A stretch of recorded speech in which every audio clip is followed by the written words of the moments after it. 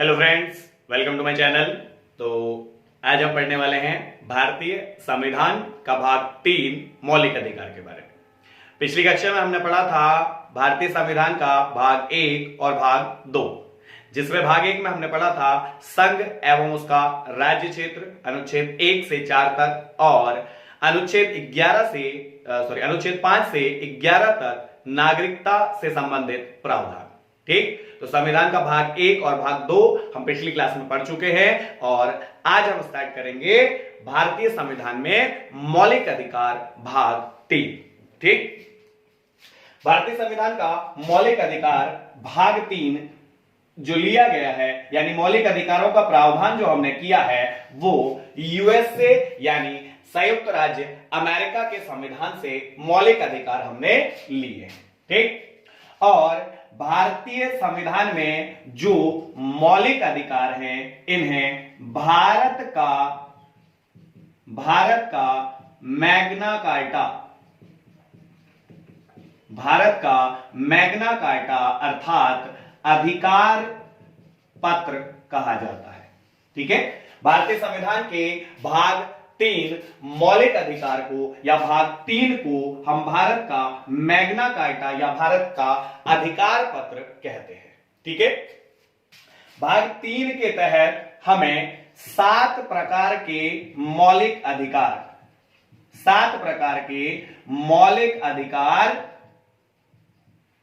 प्राप्त थे। ठीक है, मौलिक अधिकार यानी कि भाग 3 के तहत हमें 7 प्रकार के मौलिक अधिकार प्राप्त थे। जब मूल संविधान लागू हुआ, जब संविधान बन करके लागू हुआ, तो उस वक्त संविधान में 7 प्रकार के मौलिक अधिकार थे। 7 अलग अलग मौलिक अधिकार हमें प्राप्त थे। लेकिन 44वें संविधान संशोधन 1978 के द्वारा 44वें संविधान संशोधन 1978 के द्वारा संपत्ति का मौलिक अधिकार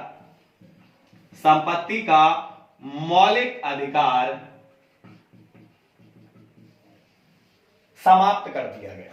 ठीक, संपत्ति का मौलिक अधिकार समाप्त कर दिया गया, यानी इसे मौलिक अधिकार की श्रेणी से निकालकर इसे मौलिक अधिकार के तहत इसका वर्णन अनुच्छेद 31 और अनुच्छेद 19F में किया गया था। मौलिक अधिकारों में जब संपत्ति का अधिकार मूल संविधान में था तो इसका वर्णन अनुच्छेद 31 और अनुच्छेद 19F में किया गया था। लेकिन 44वें संविधान संशोधन 1978 के द्वारा संपत्ति के अधिकार को अनुच्छेद 31 और 19F से हटाकर अनुच्छेद 300A में रख दिया गया। ठीक, मौलिक अधिकार से यानी अनुच्छेद 31 और अनुच्छेद 19F से इसको हटाकर कहां रख दिया गया? अनुच्छेद 300A में इसे रख दिया गया, जहां ये अब मौलिक अधिकार नहीं बल्कि कानूनी अधिकार है। ठीक है, संपत्ति का अधिकार जो मूल संविधान में मौलिक अधिकार था नागरिक का, वो वर्तमान में केवल कानूनी अधिकार है अनुच्छेद 300A के तहत। ठीक, तो मूल संविधान में 7 मौलिक अधिकार हमको प्राप्त थे, किंतु वर्तमान में मौलिक अधिकार कितने हैं? केवल 6। वर्तमान में केवल 6 मौलिक अधिकार है। 7वें मौलिक अधिकार को अब कानूनी अधिकार बना दिया गया, मौलिक अधिकार की श्रेणी से इसे हटा दिया गया। ठीक है, तो 6 मौलिक अधिकार हमें वर्तमान में प्राप्त है। इसके अतिरिक्त मूल अधिकार जो हमारे हैं या जो मौलिक अधिकार है, इनमें संशोधन किया जा सकता है। मौलिक अधिकार में संशोधन किया जा सकता है। ठीक है, तो इसीलिए संशोधन करके 7वां मौलिक अधिकार इसमें से हटा दिया गया था। इसको लेकर के कुछ वाद हुए थे, जिसमें गोलकनाथ बनाम पंजाब राज्यवाद, केशवानंद भारती बनाम केरल राज्यवाद, मिनर्वा मिल्स वाद जो था मौलिक अधिकारों में संशोधन से संबंधित थे। लास्ट में पढ़ेंगे इसके बारे में, ठीक है। फिलहाल देखते हैं जो 6 मौलिक अधिकार अनुच्छेद 12 से लेकर अनुच्छेद 35 तक जिनका वर्णन किया गया है, ठीक है। तो इसमें सबसे पहला जो मौलिक अधिकार है, सबसे पहला जो मौलिक अधिकार है वो है समता या समानता का अधिकार। समता या समानता का अधिकार, ठीक है, जिसका वर्णन अनुच्छेद आर्टिकल 14 से 18 तक किया गया है। भारतीय संविधान के तहत नागरिकों का जो पहला मौलिक अधिकार जिसके बारे में हम पढ़ रहे हैं वो है समता या समानता का अधिकार, जिसके तहत अनुच्छेद 14 से 18 तक इसका वर्णन किया गया है, ठीक है। जिसका वर्णन किसमें किया है? अनुच्छेद 14 से अनुच्छेद 18 तक इसका वर्णन किया गया है। तो 1 बाय 1 देखेंगे कि इसके आर्टिकल्स में क्या वर्णित है। सबसे पहले अनुच्छेद 14, अनुच्छेद 14 समता या समानता का जो अधिकार है, इसके तहत सबसे पहला प्रावधान जो अनुच्छेद 14 में किया गया वो है विधि के समक्ष समानता। विधि के समक्ष समानता, ठीक। तो अनुच्छेद 14 ये कहता है कि सरकार यानी राज्य, यहां पर राज्य से वर्णन केंद्र सरकार या राज्य सरकार दोनों के लिए है। सरकार सभी नागरिकों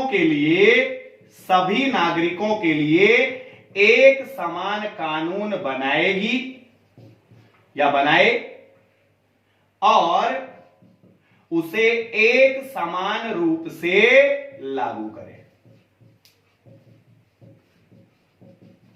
ठीक हो गया। अनुच्छेद 14 क्या कहता है? विधि के समक्ष समानता, यानी कि सबके लिए एक जैसा कानून बनाया जाएगा और उसे सब पर एक तरह से या एक समान रूप से लागू भी किया जाएगा। ठीक। तो अनुच्छेद 14 जो हमें समानता का अधिकार प्रदान करता है, उसके तहत एक समान कानून सरकार बनाए और उसे एक समान रूप से लागू करेगी। यह हमारा पहला मौलिक अधिकार है अनुच्छेद 14 के तहत। ठीक है। इसके बाद अनुच्छेद 15 में 14 से 18 तक वर्णन है। तो अनुच्छेद 14 में क्या वर्णित किया गया कि जाति, धर्म, नस्ल, जन्म स्थान या लिंग के आधार पर सरकार किसी भी प्रकार का भेदभाव नहीं किया जाएगा या किसी भी प्रकार का भेदभाव गैर कानूनी है, निषेध है। ठीक। अनुच्छेद 15 के तहत जाति के आधार पर, किसी के धर्म विशेष के आधार पर, नस्ल के आधार पर, जन्म स्थान या लिंग के आधार पर किसी भी प्रकार का भेदभाव किसी के साथ नहीं किया जाएगा, यानी सबको एक समान अधिकार है। ठीक है। अनुच्छेद 15 में इसका वर्णन किया। 14 में कानून सबके लिए एक जैसा बनेगा और एक ही तरह से, एक ही तरीके से सबके ऊपर लागू होगा। 15 में जाति, धर्म, नस्ल, जन्म स्थान, लिंग के आधार पर किसी के साथ कोई भेदभाव नहीं किया जाएगा। ठीक। अगला अनुच्छेद इसके बाद अनुच्छेद 16। ठीक। अनुच्छेद 16, अनुच्छेद 16 में वर्णन किया गया कि लोक नियोजन के विषय पर अवसर की समानता, लोक नियोजन के विषय पर अवसर की समानता। लोक नियोजन से यहां अर्थ है किसी भी प्रकार की नियुक्ति, किसी भी प्रकार की नियुक्ति सरकारी संस्थानों में, सरकारी विभागों में यदि की जाती है तो उसमें सभी के लिए अवसर की समानता होगी, सभी को एक समान अवसर उसमें प्रदान किया जाएगा। ठीक। अनुच्छेद 16 के तहत लोक नियोजन के विषय पर अवसर की समानता, यानी कि अगर सरकार किसी भी प्रकार की नियुक्ति किसी सरकारी विभाग या किसी सरकारी संस्थान में करती है तो वहां सभी के लिए एक समान नियम कानून रूल रेगुलेशंस होंगे, अवसर की समानता जिसको कहा गया। अब इसमें कुछ अपवाद, अवसर की समानता में कुछ अपवाद एससी, एसटी और ओबीसी। ठीक हो गया, क्योंकि यहां लोक नियोजन के विषय पर एससी रिजर्वेशन, एसटी रिजर्वेशन और ओबीसी रिजर्वेशन है, इसलिए इसको अपवाद में रखा गया। आरक्षण को किस में रखा गया? अपवाद में रखा गया, जहां लोक नियोजन के विषय पर अवसर की समानता नहीं है। ठीक है, तो इसलिए इसे अपवाद में रखा गया है। क्लियर? अनुच्छेद 16 के तहत। इसके बाद अगला जो मौलिक अधिकार है या अगला जो अनुच्छेद है, अगला जो अनुच्छेद है वो है अनुच्छेद 17। अनुच्छेद 17, अनुच्छेद 17 में उल्लेख किया गया अस्पष्टता का अंत। अनुच्छेद 17 में क्या वर्णित किया गया? अस्पष्टता का अंत। अस्पष्टता का अंत है, यानी कि इसका अर्थ है जो छुआछूत जो है इसे पूर्ण रूप से निषिद्ध घोषित कर दिया गया, गैर कानूनी इसे घोषित कर दिया गया। अस्पष्टता का अंत यानी छुआछूत को गैर कानूनी या कानून के विधि के निषिद्ध विधि के विरुद्ध घोषित कर दिया गया और इसके लिए दंड का प्रावधान भी किया गया। तो अनुच्छेद 17 के तहत व्यक्ति का यह मौलिक अधिकार है कि उसके साथ किसी भी प्रकार का छुआछूत या इस प्रकार का भेदभाव नहीं किया जाएगा। ठीक, ये उसका मौलिक अधिकार है। इसके बाद समता या समानता के अधिकार का आखिरी अनुच्छेद, अनुच्छेद 18। अनुच्छेद 18 में वर्णन किया गया उपाधियों का अंत, उपाधियों का अंत।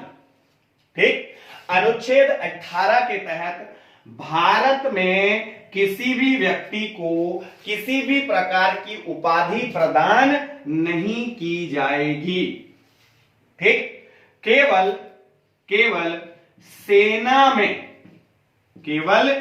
सेना में इस प्रकार की उपाधियां, वो भी जो कानूनी हो उसके तहत सेना में उपाधियां प्रदान की जा सकती हैं। इसके अतिरिक्त सामान्य नागरिक या सामान्यतः किसी को किसी भी प्रकार की कोई उपाधि प्रदान नहीं की जा सकती, नहीं की जाएगी। और यदि विदेशों से किसी को कोई उपाधि प्राप्त होती है, यदि विदेश से किसी को या किसी दूसरे देश से किसी को कोई उपाधि प्राप्त होती है या कोई देश किसी को कोई उपाधि प्रदान करता है तो वो राष्ट्रपति की अनुमति से ही प्राप्त कर सकता है। उस नागरिक को भारत के राष्ट्रपति की परमिशन लेनी पड़ेगी विदेश से द्वारा दी जा रही उस उपाधि को ग्रहण करने से पहले। ठीक है, तो अनुच्छेद 18 के तहत उपाधियों का अंत हो गया। इसके अतिरिक्त भारत के सर्वोच्च नागरिक सम्मान जैसे भारत रत्न, पद्म विभूषण, पद्म भूषण और पद्मश्री, भारत के सर्वोच्च नागरिक सम्मान भारत रत्न, पद्म विभूषण, पद्म भूषण और पद्मश्री अनुच्छेद 18 के तहत ही दिए जाते हैं। ठीक, इसके अतिरिक्त सेना में परमवीर चक्र, महावीर चक्र और वीर चक्र आदि ये भी अनुच्छेद 18 के ही तहत दिए जाते हैं। ठीक है, तो भारत में भारत रत्न, पद्म विभूषण, पद्म भूषण और पद्मश्री, इसके अतिरिक्त सेना में परमवीर चक्र, महावीर चक्र और वीर चक्र अनुच्छेद 18 के तहत प्रदान किए जाते हैं। ठीक है, तो समता और समानता का अधिकार ये अनुच्छेद 14 से लेकर के 18 तक प्रदान किया गया है। ठीक है, और अनुच्छेद 18 में ही भारत के सर्वोच्च नागरिक सम्मान और सैन्य सम्मान भी इसी के तहत प्रदान किए जाते हैं। ठीक है, तो ये था हमारा पहला मौलिक अधिकार समता या समानता का अधिकार। इसके बाद दूसरा मौलिक अधिकार है दूसरा मौलिक अधिकार है स्वतंत्रता का अधिकार। दूसरा मौलिक अधिकार है स्वतंत्रता का अधिकार, जिसका उल्लेख अनुच्छेद 19 से 22 तक किया गया है। ठीक है, स्वतंत्रता का अधिकार जिसका उल्लेख अनुच्छेद 19 से लेकर के अनुच्छेद 22 तक किया गया है। ठीक है, तो सबसे पहले देखते हैं इसमें आर्टिकल 19 अनुच्छेद 19। ठीक, देखिए प्रारंभ में अनुच्छेद 19 के तहत नागरिकों को 7 तरह की स्वतंत्रता प्राप्त थी। कितनी? 7 तरह की स्वतंत्रताएं अनुच्छेद 19 के तहत प्राप्त थी मूल संविधान में। लेकिन अभी हमने पढ़ा स्टार्टिंग में कि अनुच्छेद 19F को यानी संपत्ति रखने की स्वतंत्रता का जो अधिकार था उसे यहां से हटा करके अनुच्छेद 300A में रख दिया गया। तो वर्तमान में अनुच्छेद 19 के तहत मात्र 6 तरह की स्वतंत्रताएं हैं। कितनी स्वतंत्रताएं प्राप्त हैं? 6 तरह की स्वतंत्रताएं प्राप्त हैं। ठीक है, अनुच्छेद 19 जिसमें मूल संविधान में 7 तरह की स्वतंत्रताएं प्राप्त थी, किंतु 19F को इसमें से हटा दिया गया 44वें संविधान संशोधन 1978 के द्वारा, जिसके बाद इसमें केवल 6 तरह की स्वतंत्रताएं वर्तमान में हैं। ठीक है, तो वो 6 तरह की स्वतंत्रताएं कौन कौन सी हैं उनके बारे में पढ़ेंगे। ठीक, सबसे पहले आर्टिकल 19A अनुच्छेद 19A। अनुच्छेद 19A में बोलने की स्वतंत्रता, अभिव्यक्ति की आजादी जो है वो किसमें है? अनुच्छेद 19A के तहत हमें प्राप्त है। और अनुच्छेद 19A में ही प्रेस की स्वतंत्रता का भी उल्लेख है। इसमें आर्टिकल 19A में तो अनुच्छेद 19A जो हमें बोलने की स्वतंत्रता और प्रेस की स्वतंत्रता, अभिव्यक्ति की आजादी जो व्यक्ति को प्राप्त है वो किसके तहत है? अनुच्छेद 19A के तहत है। ठीक, इसके बाद अनुच्छेद 19B। अनुच्छेद 19B शांतिपूर्वक एकत्र होने बिना हथियारों के, शांतिपूर्वक एकत्र होने बिना हथियारों के, शांतिपूर्वक एकत्र होने की स्वतंत्रता किसके तहत? अनुच्छेद 19B के तहत। यानी शांतिपूर्वक ढंग से आप कहीं भी एकत्र हो सकते हैं, इकट्ठे हो सकते हैं, सभा कर सकते हैं, मीटिंग कर सकते हैं बिना हथियारों के। ठीक है, ये व्यक्ति का मौलिक अधिकार है अनुच्छेद 19B के तहत कि शांतिपूर्वक तरीके से बिना हथियारों के एक जगह पर एकत्र हो सकते हैं, सभा कर सकते हैं। इसकी स्वतंत्रता आर्टिकल 19B हमें प्रदान करता है। ठीक है, इसके बाद आर्टिकल 19C यानी अनुच्छेद 19C। अनुच्छेद 19C, अनुच्छेद 19C हमें स्वतंत्रता देता है संघ बनाने की। अनुच्छेद 19C हमें संघ बनाने की स्वतंत्रता देता है, संगठन बनाने की स्वतंत्रता प्रदान करता है। ठीक है, संघ बनाने की, संगठन बनाने की, यानी भारत का कोई भी नागरिक किसी भी स्थान पर अपना खुद का संगठन बना सकता है, संघ बना सकता है, पार्टी बना सकता है, कोई संस्था बना सकता है। अनुच्छेद 19 के तहत उसे इस प्रकार की स्वतंत्रता प्राप्त है। ठीक है, आर्टिकल 19C के तहत।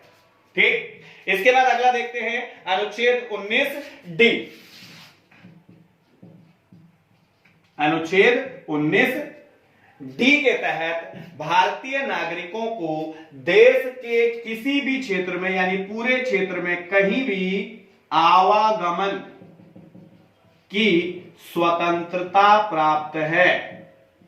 भारत में कहीं भी आने जाने की स्वतंत्रता आर्टिकल 19 डी हमें प्रदान करता है। 19 डी के तहत हमें इसकी स्वतंत्रता प्राप्त है। ठीक है, भारत में कहीं भी आवागमन की आने जाने की स्वतंत्रता अनुच्छेद 19 डी के तहत भारतीय नागरिकों को प्राप्त है। ठीक है, इसके बाद अनुच्छेद 19 ई 19 ई अनुच्छेद 19 ई हमें भारत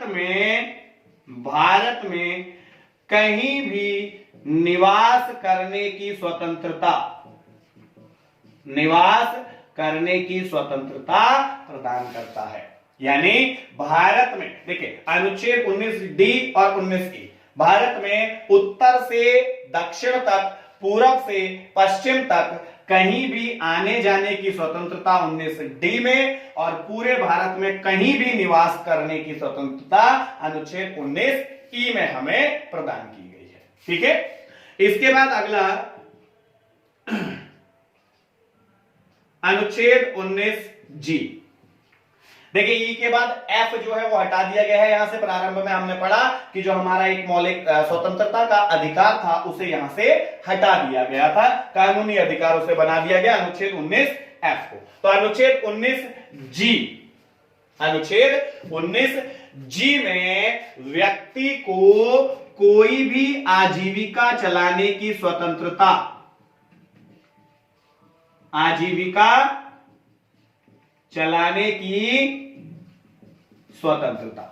ठीक है, आर्टिकल 19 जी व्यक्ति को अपनी आजीविका चलाने की स्वतंत्रता प्रदान करता है। कोई भी व्यापार करने की, कोई भी काम कर सकने की स्वतंत्रता आर्टिकल 19 जी हमें प्रदान करता है। यानी आजीविका चलाने के लिए व्यक्ति किसी भी प्रकार का कार्य करने के लिए स्वतंत्र है, कानूनी, गैर कानूनी नहीं, किसी भी प्रकार का कानूनी कार्य करने के लिए स्वतंत्र है आर्टिकल 19 जी के तहत।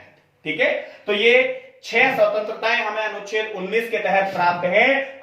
स्वतंत्रता का जो अधिकार मूल अधिकारों में है उसके तहत। ठीक है, इसके बाद अगला अनुच्छेद 19 बी अनुच्छेद 20। अगला है अनुच्छेद 20। अनुच्छेद 20 के तहत दोष सिद्धि में संरक्षण। अनुच्छेद 20 के तहत दोष सिद्धि में संरक्षण। दोष सिद्धि के संबंध में संरक्षण की स्वतंत्रता किसी भी अपराधी को, ठीक है, अनुच्छेद 20 के तहत अपराधी को भी दोष सिद्धि के संबंध में संरक्षण की स्वतंत्रता प्राप्त है, जिसके तहत 3 व्यवस्थाएं या 3 प्रावधान जिसके तहत किए गए हैं। पहली तो ये कि किसी भी व्यक्ति को एक अपराध के लिए केवल एक बार सजा दी जा सकती है। एक बार सजा दी जाएगी। पहली व्यवस्था कि एक अपराध के लिए, किसी भी व्यक्ति को एक अपराध के लिए केवल एक ही बार सजा दी जा सकती है, बार बार एक ही अपराध के लिए उसको सजा नहीं दे सकते। ठीक है, दूसरी जो व्यवस्था है उसके तहत अपराध करते समय जो कानून है उसके तहत सजा दी जाएगी। यानी कि अपराधी जिस वक्त क्राइम किया जा रहा है, जिस समय का क्राइम है, उस समय के कानून के हिसाब से सजा दी जाएगी। मान लीजिए किसी ने सन 1990 में कोई क्राइम किया था तो उसे सजा भी सन 1990 के कानून के तहत दी जाएगी, वर्तमान में जो कानून है उसके तहत नहीं दी जाएगी। ठीक है, वर्तमान कानून का मतलब अगर कानून में संशोधन हो चुका है तो, ठीक है। ऐसा नहीं कि क्राइम करने के बाद कोई कड़ा कानून बना करके उसको सजा दी जा सके, ठीक है। तो जिस समय अपराध किया है उस समय जो व्यवस्था है उसी के तहत उसको सजा दी जा सकती है केवल, ठीक हो गया। तीसरी जो स्वतंत्रता उसे प्राप्त है उसे स्वयं के विरुद्ध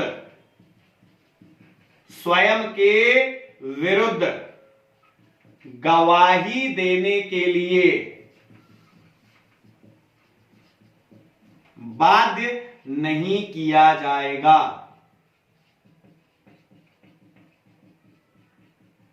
ठीक है।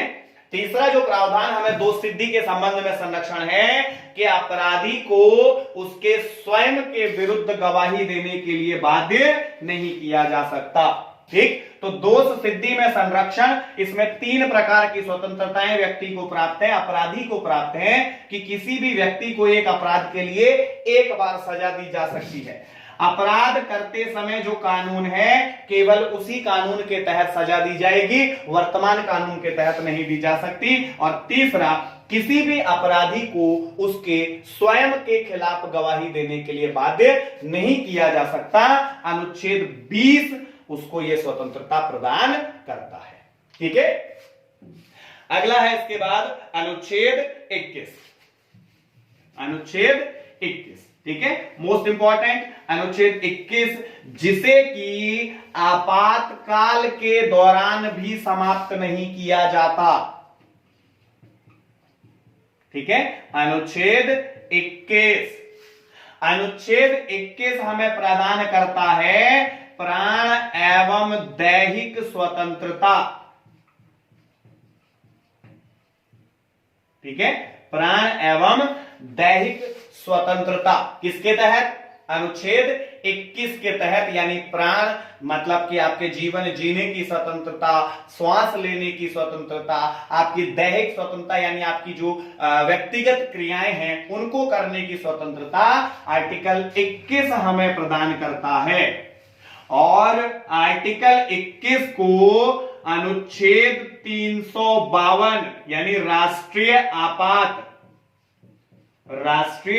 आपातकाल के दौरान भी समाप्त नहीं किया जाता, ठीक है।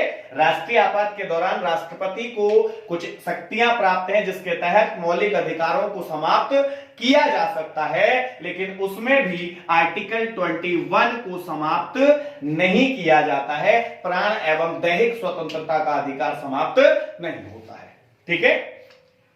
और इसी आर्टिकल 21 में यानी जो प्राण एवं दैहिक स्वतंत्रता का अधिकार है, इसी में 86वें संविधान संशोधन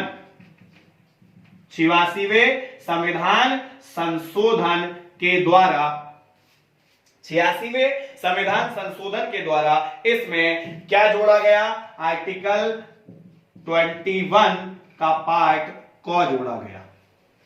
अनुच्छेद 21 का भाग को 86वें संविधान संशोधन 2002 के द्वारा जोड़ा गया, जिसमें यह कहा गया कि 6 से 14 वर्ष के बच्चों को निःशुल्क व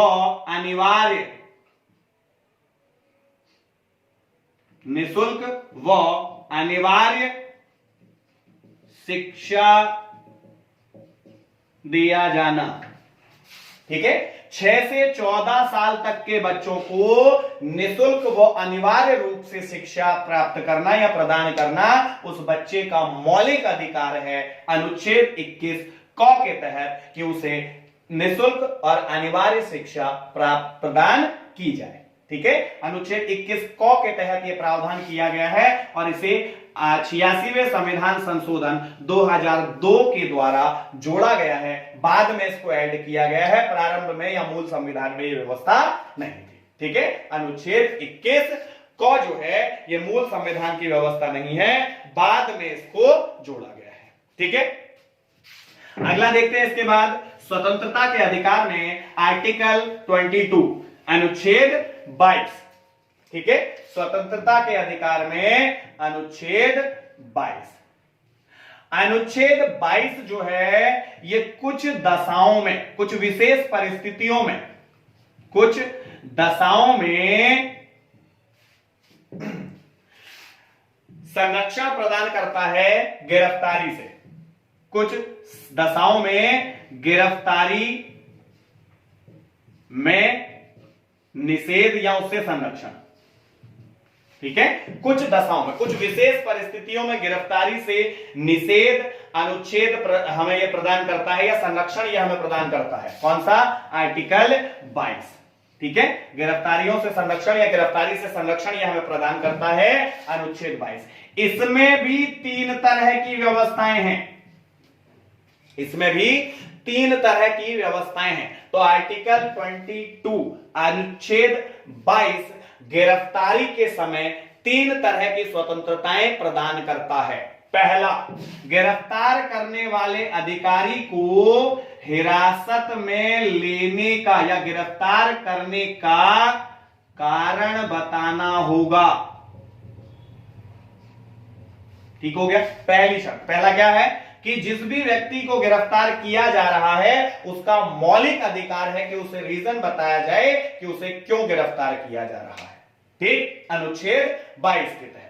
अनुच्छेद 22 का ही दूसरा जो पार्ट है वो ये कहता है कि गिरफ्तार किए गए व्यक्ति को 24 घंटे के अंदर दंड अधिकारी के समक्ष प्रस्तुत किया जाए। ठीक, 24 घंटे के अंदर जिस भी व्यक्ति को गिरफ्तार किया गया है उसे 24 घंटे के अंदर दंड अधिकारी के समक्ष प्रस्तुत किया जाएगा। यह भी आर्टिकल 22 उस व्यक्ति को अधिकार प्रदान करता है।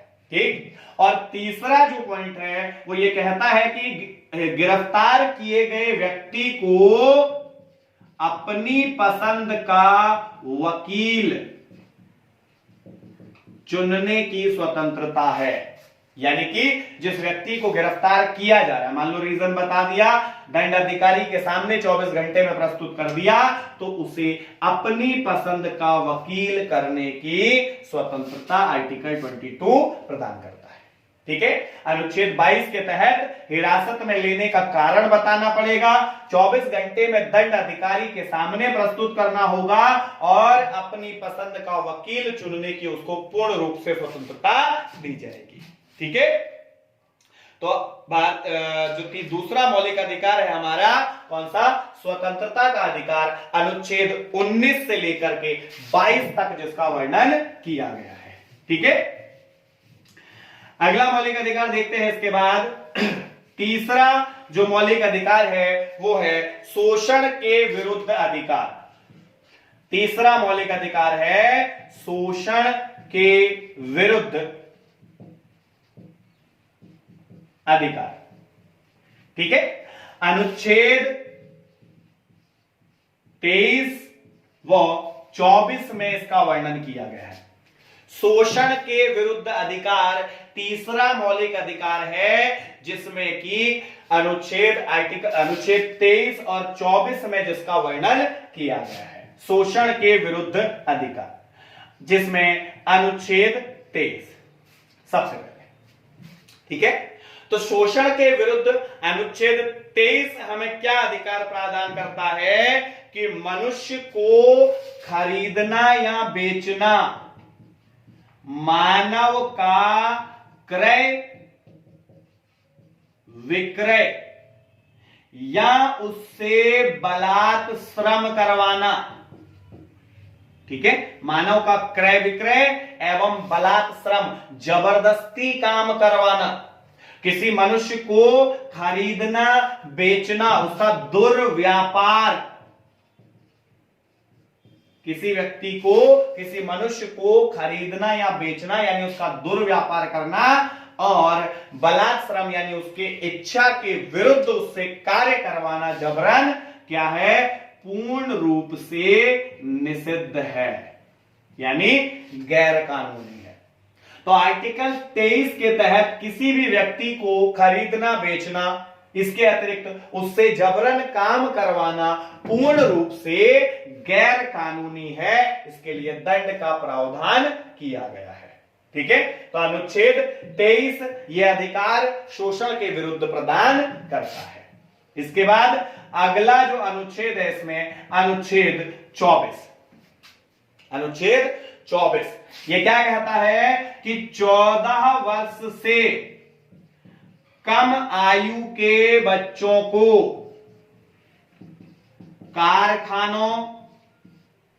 कारखानों या जोखिम पूर्ण कार्य पर लगाना। ठीक है, 14 वर्ष से कम आयु के बच्चों को कारखानों में या फिर किसी जोखिम पूर्ण कार्य पर लगाना पूर्ण रूप से निषिद्ध है, गैर कानूनी है। ठीक है, इसके लिए भी दंड का प्रावधान किया गया है। तो आर्टिकल 24 और आर्टिकल 23 शोषण के विरुद्ध अधिकार प्रदान करते हैं व्यक्ति को, जिसमें मनुष्य का क्रय विक्रय करना, जबरन उससे कार्य करवाना बिना उसकी इच्छा के, और 14 वर्ष से कम आयु के बच्चों को कारखानों में या जोखिम पूर्ण कार्य पर लगाना पूर्ण रूप से गैर कानूनी है। ठीक है, शोषण के विरुद्ध अधिकार में। ठीक, इसके बाद चौथा मौलिक अधिकार है धार्मिक स्वतंत्रता का अधिकार। चौथा मौलिक अधिकार है धार्मिक स्वतंत्रता का अधिकार।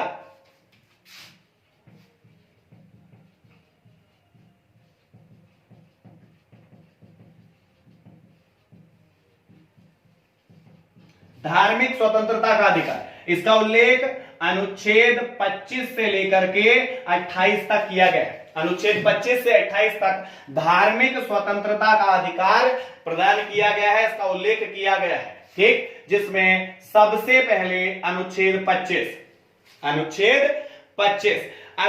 25 ये व्यवस्था करता है कि कोई भी व्यक्ति किसी भी धर्म को मान सकता है। कोई भी व्यक्ति किसी भी धर्म को मान सकता है, वह उसका प्रचार कर सकता है। आर्टिकल 25 अनुच्छेद 25 ये स्वतंत्रता प्रदान करता है कि भारत का जो नागरिक है वो किसी भी धर्म को स्वीकार कर सकता है, उस धर्म का प्रचार प्रसार कर सकता है अनुच्छेद 25 के तहत। ठीक है, इसके बाद अनुच्छेद 26 स्वतंत्रता प्रदान करता है धार्मिक कार्यों के प्रबंधन की। ठीक है, धार्मिक कार्यों के प्रबंधन की, यानी कि किसी भी धार्मिक कार्य का प्रबंध करना, उसकी व्यवस्था करना। ठीक, इस प्रकार की स्वतंत्रताएं प्राप्त है किससे? अनुच्छेद 26 के द्वारा। ठीक, किसी भी धार्मिक कार्य का प्रबंध करना, धार्मिक संस्था की स्थापना करना, उसके पोषण के लिए संपत्ति अर्जित करना, उसका प्रशासन करना, उसको चलाना, ये सभी अनुच्छेद 26 के तहत ये स्वतंत्रताएं प्राप्त हैं किसी भी व्यक्ति।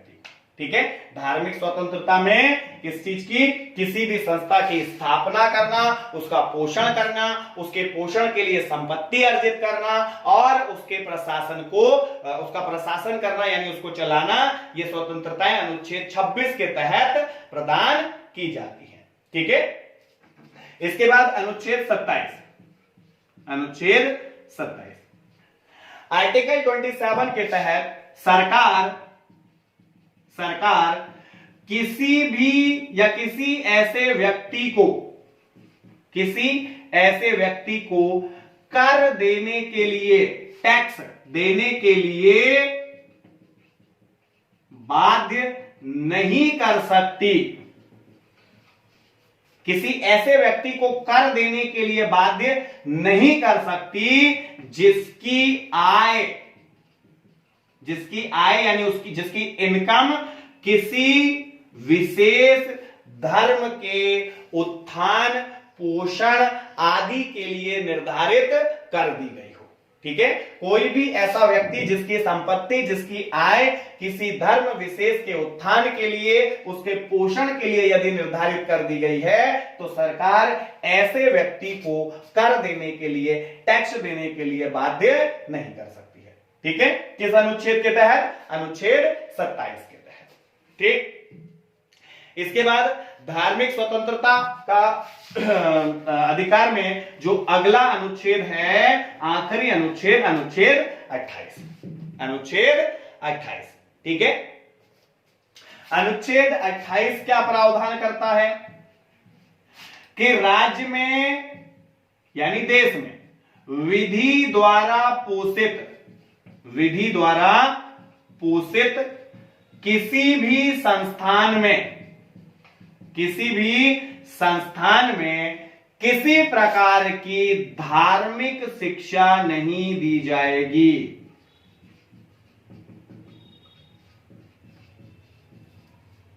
ठीक है, ऐसा कोई संस्थान, ऐसा कोई इंस्टीट्यूट जो विधि द्वारा पोषित है, यानी कि सरकार द्वारा जिसको फंडिंग दी जाती है, पैसा दिया जाता है, ऐसा कोई भी संस्थान किसी भी प्रकार की धार्मिक शिक्षा अपने यहां नहीं दे सकता है। ठीक है, तो धार्मिक शिक्षा प्रदान करने का अधिकार ऐसे संस्थानों को नहीं है जो विधि द्वारा, सरकार द्वारा, कानून द्वारा पोषित है या फंड जिनको मिलता है, अनुदान जिनको प्राप्त होता है। ठीक है, तो चौथा मौलिक अधिकार था। पांचवा मौलिक अधिकार संस्कृति एवं शिक्षा संबंधी अधिकार। पांचवा मौलिक अधिकार है संस्कृति एवं शिक्षा संबंधी अधिकार। ठीक है, अनुच्छेद 29 और 30 में इसका प्रावधान है। ठीक है, अनुच्छेद 29 और 30 में शिक्षा एवं संस्कृति, ठीक है, संबंधी अधिकार, शिक्षा एवं संस्कृति संबंधी अधिकार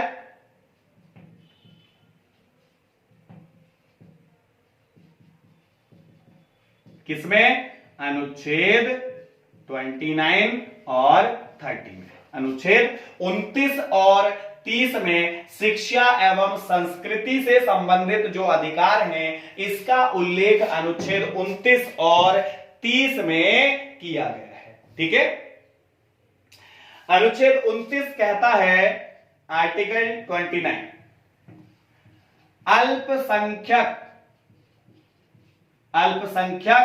वर्ग जो है उनके हितों का संरक्षण, अल्पसंख्यकों के हितों का संरक्षण किसके तहत? अनुच्छेद 29 में अल्पसंख्यकों के हितों के संरक्षण के बारे में बात की गई है, यानी कि कोई भी अल्पसंख्यक वर्ग अपनी भाषा, अपनी लिपि, अपनी संस्कृति आदि को संरक्षित कर सकता है। किसके तहत? अनुच्छेद 29 के तहत कोई भी अल्पसंख्यक वर्ग अपनी संस्कृति, अपनी भाषा, अपना धर्म, अपनी जाति आदि को संरक्षित कर सकता है। ठीक है, और आर्टिकल 29 ही ये स्वतंत्रता प्रदान करता है अल्पसंख्यकों को कि सरकार शिक्षण संस्थानों में एडमिशन देने में उनके साथ किसी भी प्रकार का भेदभाव नहीं करेगी। ठीक है, शिक्षा एवं संस्कृति संबंधी अधिकार में अनुच्छेद 19 अल्पसंख्यकों को उनकी संस्कृति, उनकी भाषा, उनकी कल्चर आदि को संरक्षित करने का अधिकार प्रदान करता है, और इसके साथ साथ ये व्यवस्था भी करता है कि शिक्षा संस्थानों में अल्पसंख्यकों के साथ किसी भी प्रकार का भेदभाव सरकार नहीं करेगी या कोई भी संस्थान नहीं करेगा। ठीक है, इसके अतिरिक्त अनुच्छेद 30 आर्टिकल 30, अनुच्छेद 30 ये व्यवस्था करता है कि किसी भी अल्पसंख्यक वर्ग को या किसी भी अल्पसंख्यक को अपनी पसंद का संस्थान खोलने की अनुमति है। यानी कि कोई भी अल्पसंख्यक, अनुच्छेद 30 के तहत कोई भी अल्पसंख्यक या अल्पसंख्यक वर्ग अपनी पसंद का संस्थान खोल सकता है और सरकार उसे अनुदान देने में सरकार उसे अनुदान देने में कोई भेदभाव नहीं करेगी। यानी सरकार जिस प्रकार अन्य संस्थानों को अनुदान देती है, फंडिंग देती है, उसी प्रकार का अनुदान सरकार इस संस्थान को भी देगी यदि कोई अल्पसंख्यक अपना इच्छा का अपना संस्थान खोलना चाहता है तो। ठीक है, तो आर्टिकल 30 के तहत 29 और 30 में शिक्षा एवं संस्कृति संबंधी जो अधिकार हैं ये किससे संबंधित हैं? अल्पसंख्यकों से संबंधित है। ठीक है, अनुच्छेद 30 में। छठा मौलिक अधिकार अनुच्छेद 31 में, अनुच्छेद 31 में वर्णित छठा मौलिक अधिकार संपत्ति का अधिकार, जिसे कि यहां से हटा दिया गया, तो ये अब वर्तमान में छठा तो रहेगा नहीं। अगला जो मौलिक अधिकार है वो अनुच्छेद 32 के अंदर वर्णित है, संवैधानिक उपचारों का अधिकार। ठीक है, नेक्स्ट क्लास में पढ़ेंगे इसके बारे में।